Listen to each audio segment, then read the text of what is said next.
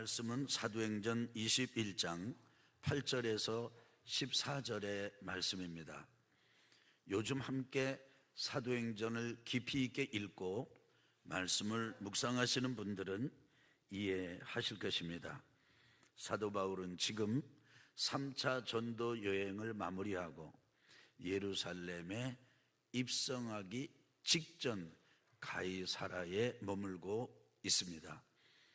가이사랴에 머물 때 특별히 7 집사 중에 하나였던 빌립의 집에 머뭅니다.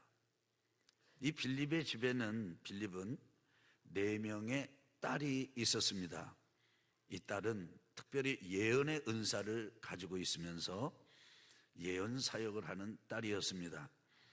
그런데 딸이 이런 예언의 사역을 하는 딸들이라 그런지 아가보의 유대에서 내려온 아가보라고 하는 예언자, 선지자가 빌립의 집을 찾아옵니다.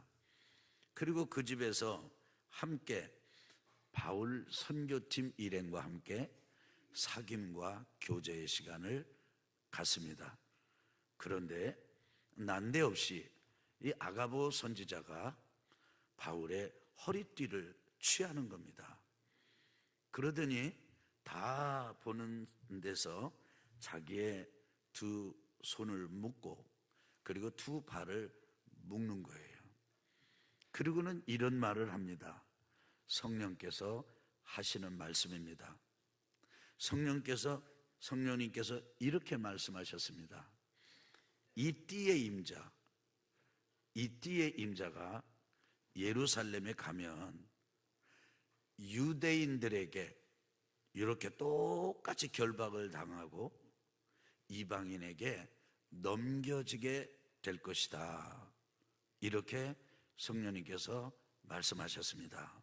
전했습니다. 아가보가 전한 성령님의 이 말씀을 듣고 바울 선교팀 일행이나 그리고 빌립의 가정에 함께 있었던 가이사랴 지역의 교인들이나 한결같이 사도 바울에게 예루살렘에 가지 마시라고, 가지 마세요 바울 형제님, 예루살렘에 들어가시면 안 됩니다, 이렇게 만류를 합니다. 이런 만류는 이게 첫 번째가 아닙니다. 두로 교회에서도 교우들에게서 또 바울 선교팀으로부터 만류를 받았습니다. 근데 이번에는 만류하면서 이 팀들이 그냥 만류를 하는 게 아니라 울었습니다. 울면서 절대로 가지 마시라고 그렇게 얘기를 했습니다. 그러나 사도 바울은 왜 당신들은 울어서 내 마음을 이렇게 상하게 합니까? 나는 죽더라도, 죽음을 맞이해야 한다 할지라도 나는 이번에 가야 합니다. 이렇게 거절을 했습니다.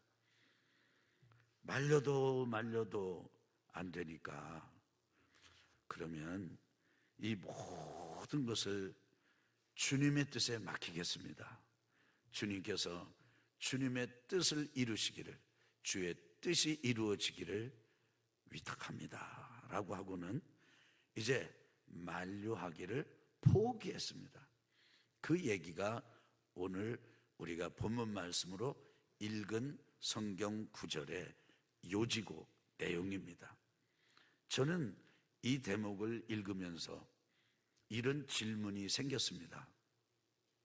바울에게 예루살렘 교회는 어떤 곳인가?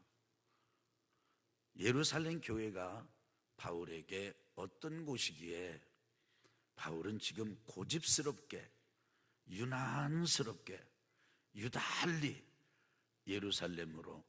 예루살렘으로 가야 한다는 뜻은 곧 예루살렘 교회로 가야 한다는 뜻과 같은 거거든요. 이렇게 고집하는 것일까? 가만히 살펴보면 바울이 하나님을 만나고 예수님을 만나고 회심을 한 곳이 예루살렘이 아닙니다. 다메섹을 향해서 가는 도중에, 그래서 우리는 흔히 다메섹 도상이다 이렇게 부르지요.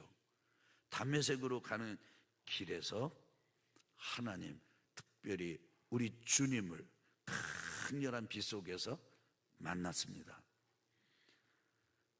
거기다가 예루살렘 교회는 바울에 대해서 호의적이지도 않았습니다. 이렇게 다메섹 도상에서 회심을 경험하고 다메섹으로 들어가서 아나니아라고 하는 사람의 안수를 받고 눈이 열리고 비늘이 벗겨지고 회복이 돼서 전도를 하는데, 그것 때문에 이제 죽을 지경이 위험을 겪게 되니까 그 다메섹의 형제들이 광주리에 바울을 담아가지고, 바울이 몸무게가 그렇게 안 나갔던 것 같아요. 담아가지고 성 밖으로 데려다 간신히 목숨을 건져줍니다. 그래서 예루살렘으로 가거든요. 형제들의 안내를 받아서 예루살렘으로 갑니다. 근데 그때 예루살렘 교인들이 이 바울을 보기를 벌레 보듯 했습니다. 두려워했어요. 저거 회심했다고 그러는데 맞아? 사실이야? 저 양반 저렇게 회심한 거로 가장을 해서 우리 속으로 쏙 들어와 가지고 우리가 누군지 다 파악한 다음에 우리를 다 잡아 넣으려는 계략 아니야? 두려워하면서 받아주질 않았습니다. 이때 바나바가 나서서 나는 이 바울의 이런 것을 한다. 그리고 예루살렘 교회에 소개를 해주고 강력하게 연결시켜 주었습니다. 그러지 않았다면 바울은 예루살렘 교회로부터 수용되고 용납되고 받아들여지기까지는 더 많은 시간이 걸렸을 것입니다. 더 나아가서 바울이 선교사로 파송받은 것도 예루살렘 교회가 아니에요. 안디옥 교회죠. 안디옥에서 선교사 파송을 받았습니다. 그러니까 어떤 개인적인 신앙의 연을 본다면 바울이 그토록 예루살렘 교회 이럴 이유가 없습니다. 좀 보니까 왜 이렇게 3차 전도 여행을 마치고 바울이 예루살렘 교회로 가기를 원했을까? 학자들은 이렇게 설명을 하고 있더군요.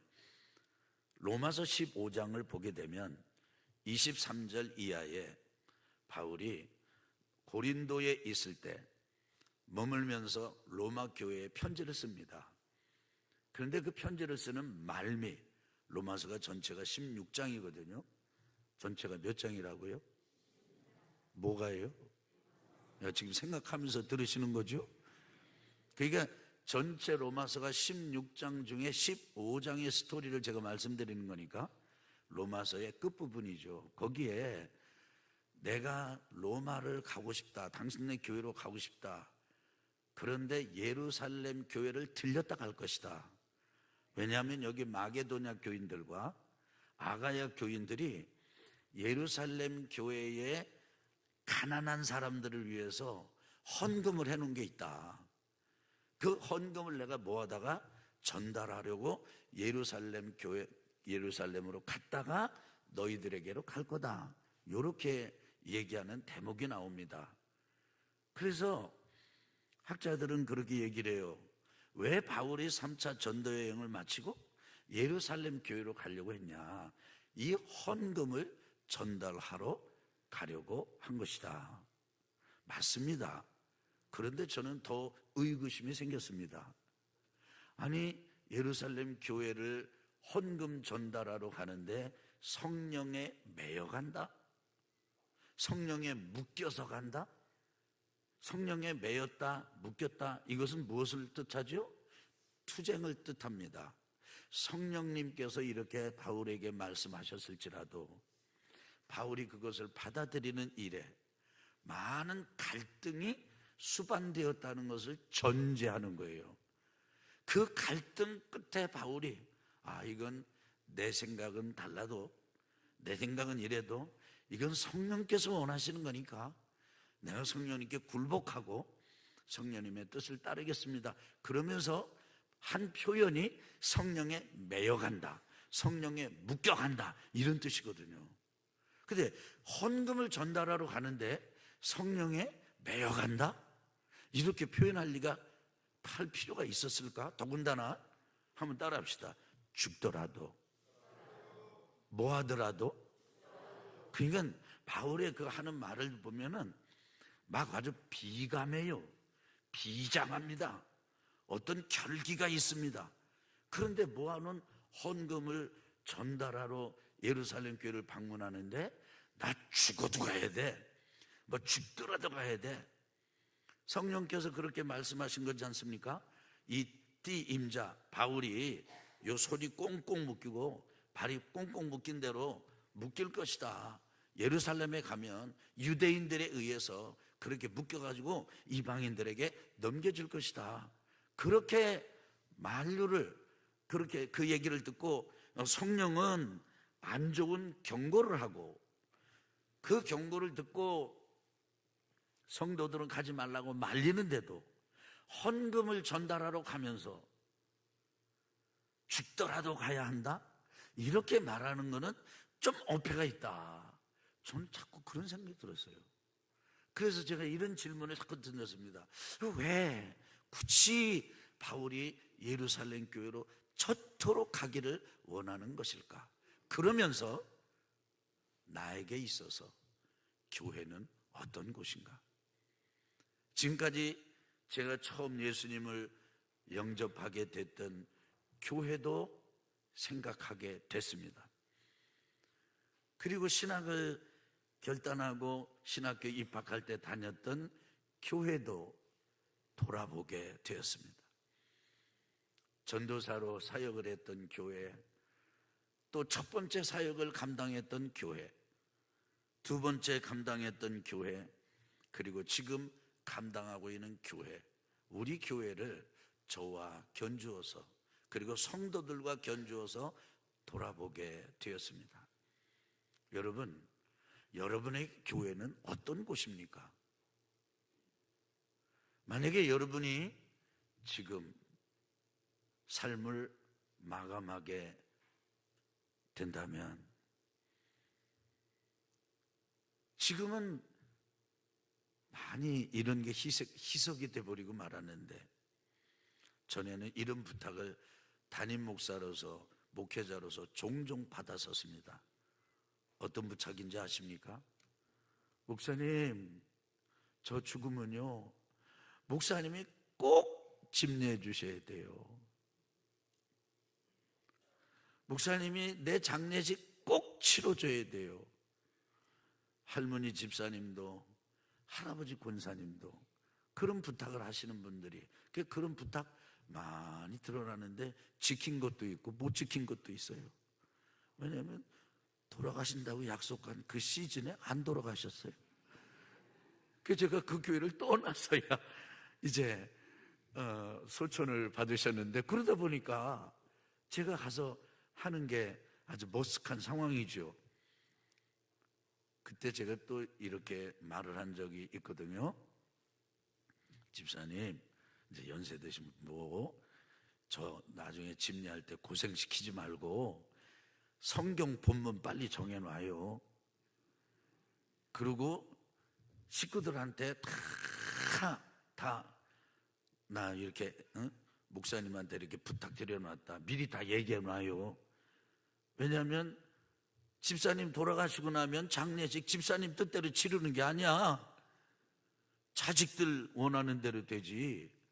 근데 자식들이 그거 모르면 그냥 예배도 안 드리고 장례를 끝낼 수도 있어요. 뭐 이런 이야기를 나누면서 주고받는 일들이 많았습니다. 만약에 여러분의 장례를, 장례 그러니까 좀 기분이 그런가요? 근데 여기 예외 있을 수 있나요? 그렇다면 여러분은 어느 교회에서 어떤 집례와 장례를 치르게 되시기를 원하십니까? 여러분에게 교회는 어떤 곳입니까? 이런 생각을 하면서 바울과 예루살렘 교회의 관계를 다시 추적해 보았습니다.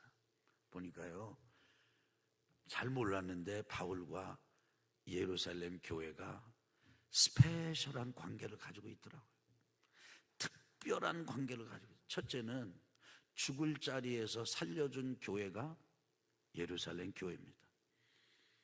회심을 한 후 바울이 여기 지금 예루살렘 교회에 바나바의 소개를, 추천을 통해서 이제 만났습니다. 거기서도 바울이 열심히 전도를 했어요. 그런데요, 바울이 전도한다는 이야기를 듣는 것보다, 바울이 예루살렘 교회로 온 것보다 더 빠른 소식이 먼저 와서 기다리고 있었습니다.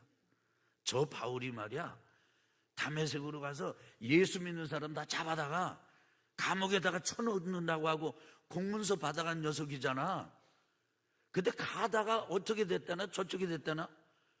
그리고 다메섹 가가지고는 헷가닥 뒤집어져가지고 예수 믿는 사람 잡으러 간 녀석이 오히려 예수 믿으라고 전도를 하고 있지 뭐야. 그리고는 그 전도하는 걸 가만히 들어본 사람들이 와서 해주는 얘기가 있어. 이것은 모세 율법을 완전히 깨뜨리는 일이야. 우리의 적이 돼버렸어. 예루살렘을 떠나 다메섹으로 갈 때까지는, 가기 전까지는 우리의 충실한 동료였고 동지였거든. 그런데 회심했다나 어쨌든 해가지고 돌아와가지고 거기서 한 일도 그렇고 지금 하는 일도 우리의 생각과는 정반대되는 일을 하고 있어. 어떻게 예수가 구세주가 되고 그리스도가 되고 메시아가 될 수 있어? 인간이잖아, 인간. 그런데 저 사도 바울이 말하기를 하나님의 아들이시고 인간, 인류, 모든 인류의 죄와 악을 담당하시고 대신 십자가에서 고난받고 죽으셨고, 그 예수님을 믿음으로 말미암아 그 예수님이 장사 지내받다가 다시 살아났고 하나님 보좌 우편에 계시고 성령으로 일하시는데, 지금 그 예수님을 믿으면 하나님의 자녀가 된다는 거야. 이건 있을 수가 없는 일이야. 근데 요 정도의 반대에서 끝난 게 아닙니다. 그 사람들이 바울을 죽이려고 덤벼들었습니다. 여러분, 전도자의 입을 막는 게 아니라 전도자의 목을 자르려는 거예요. 이게 첫 번째 회심하고 예루살렘에 가서 바울이 맞닥뜨린 위기였습니다. 죽음의 위기였죠.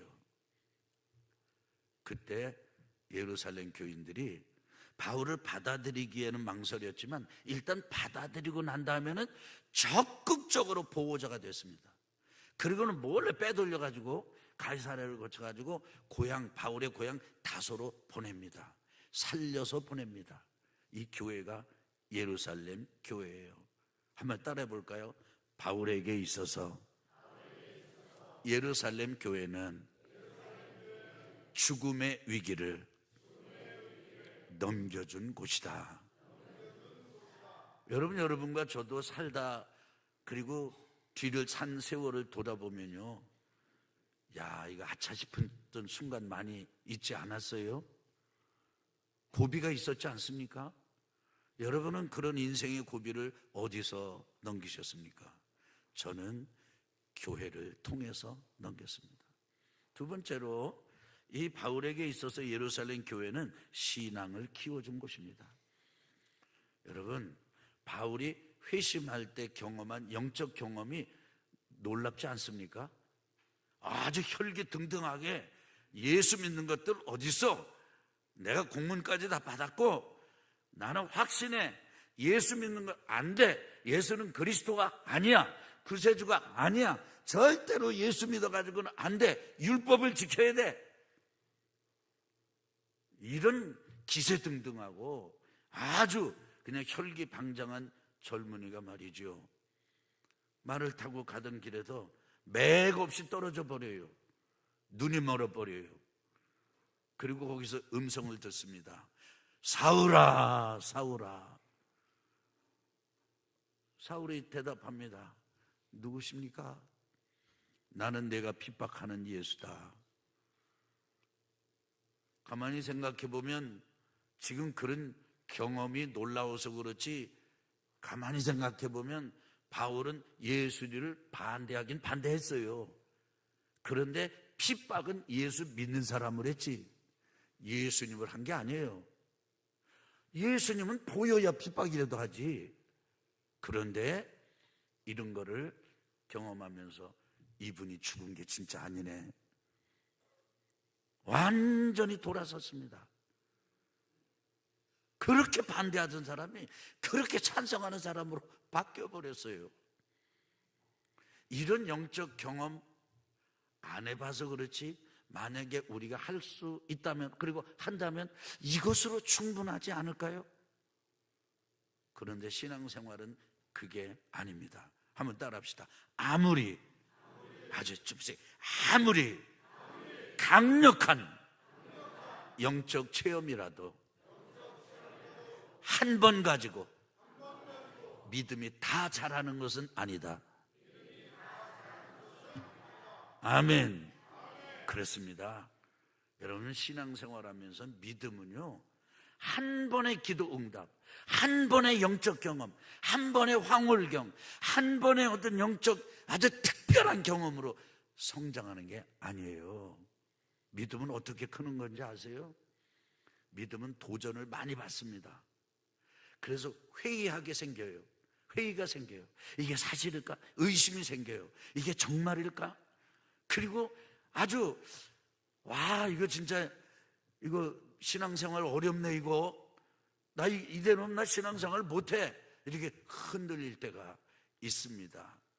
우리의 신앙 인생에 지진이 일어날 때가 많아요. 이리 뒤 흔들리고 저리 뒤 흔들리고, 이리 채이고 저리 채이고, 이런 문제 저런 문제 끊임없이 막 싫어지기도 하고, 그리고 아마 가고 싶지 않게 되기도 하고, 그런 경험.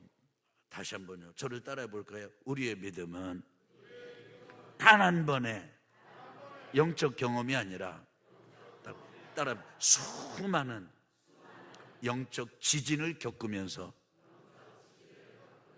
자라는 것이다. 바울도 그랬어요. 이렇게 가이사랴로 보내가지고 다소 고향으로 보내서 거기 있다가 안디옥으로 부름받았거든요. 그뿐입니까? 지금 이제 예수 믿어야만 구원 얻는다고 1차 전도여행 그냥 한 3년에 걸쳐서 아주 열심히 하고 왔는데, 유대에서 온 사람들이 뭐라고 그랬어요? 아니야, 할례를 받아야 돼, 율법을 지켜야 돼, 믿기만 하면 구원받는다는 건 있을 수가 없어. 그랬을 때 바울이 싸우다 그들과 함께 예루살렘 교회로 갔어요. 그리고 예루살렘 교회에서 장시간 장일 토론을 거듭하면서 이제 구원의 진리를 확립합니다. 다른 거 필요 없고 예수 믿는 것 하나만으로 충분하다. 그러나 예수 믿는 사람이라 할지라도 음행해서는 안 되고, 그리고 지저분한 일들, 우상의 흔적을 입고 살면 안 된다. 먹고 살면 안 된다. 그리고 함부로 먹으면 안 된다. 피째 먹지 말아라. 피 마시지 말아라. 이런 것 주의사항으로, 절제사항으로 줍시다 라고 한 것. 이렇게 신앙의 진리와 신앙의 그 기둥을 세우도록 도와준 것, 이것이 예루살렘 교회입니다. 세 번째로 바울에게 있어서 이 예루살렘 교회는요, 따라합시다. 삶의, 인생의 지혜를 가르쳐 준 곳이다. 아멘. 예루살렘 교회가 바울에게요, 그 팀들에게, 그 함께한 사람들에게 그 하나, 그냥 신앙의 교리, 그것만 정리해 준 게 아니에요.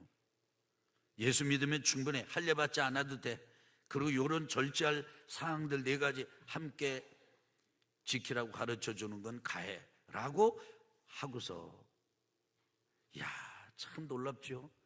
이 예루살렘 교회가 얼마나 지혜로운 결정을 내리냐면, 바울과 바나바만 보내는 게 아니고 바울과 바나바에게, 따라합시다, 유다와 실라를 함께 보냈다.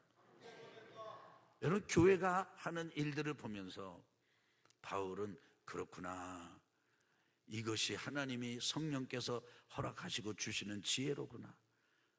사역의 지혜를 배우고 삶의 지혜를 배우고, 우리 아멘 합시다. 인생을 배웁니다. 여러분은 여러분의 인생을 어디서 배우세요? 첫째, 가정에서 배우죠. 두 번째, 학교에서 배우죠. 세 번째는 직장에서 배웁니다. 그래서 직장 상사들, 동료들, 그 다음에 또 세월이 조금 지나면 후배들 함께 어울리면서 관혼상제, 그래서 잔칫날에도 가보고 상이 부의 조문하러도 가보고 아픈 사람 돌아도 보고 이러면서 우리 사장님은 어떻게 하시지? 우리 부장님은 어떻게 하시지? 이러면서 우리 인생 배우는 거잖아요. 직장생활 통해서. 아니에요? 원래 가만히 계시네. 우리 인생 그렇게 배우잖아요, 우리가. 그런데 바울은 것을 교회에서 더 깊이 배웠어요. 저도 그래요. 저도 인생 사는 거, 삶의 지혜 다른 데서도 많이 배우긴 했습니다만 주된 뼈대는 교회 안에서 저는 생겨났어요. 이런 예루살렘 교회가 바울이 거는 기대가 있습니다.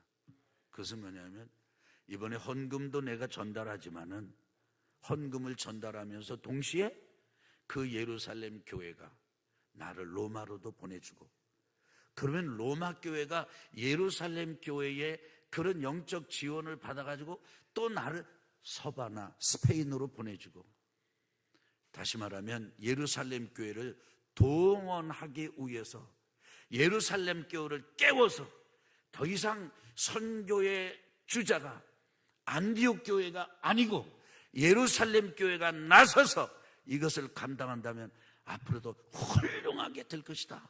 거기에 내가 위험이 있어도 나는 가야 한다, 만나야 한다, 나눠야 한다, 기도해야 한다. 그래서 죽더라도 가야 된다고 고집을 부리고 있는 것입니다. 저는 우리 교회가 여러분에게 그런 교회가 됐으면 좋겠어요. 저도 우리가 교회에서 신앙생활 할 때 그냥 신발짝 사듯이 신발 필요할 땐 사고 그냥 신고 다니다가 필요 없으면 어떻게 해요? 깨끗하게 닦아가지고 여기 올려놓고 늘 이 신발이 나에게 얼마나 유익을 줬는가 이렇게 묵상하고 기억하고 그렇게 해요? 아니면 쓰레기통에다 집어넣어 버려요? 무슨 얘기인지 모르시나 봐요. 우리가 교회를 그렇게 하지 맙시다. 한번 따라합시다. 예루살렘 교회와 바울. 따라합시다. 우리 교회와 나. 그래서 가을이 깊어가는 지금 한 해를 마감하면서 여러분과 제가 우리 교회와 내가 예루살렘 교회와 바울이 가졌던 이 관계를 통해서 내가 이렇게 배워서 신앙생활을 해야 되겠구나 결단하고 충성하게 된다면 우리 교회는 영원히, 따라합시다, 진리가, 다시 한번요, 오직 예수 그리스도의 구원의 진리가 숨쉬는 곳이 될 것이다.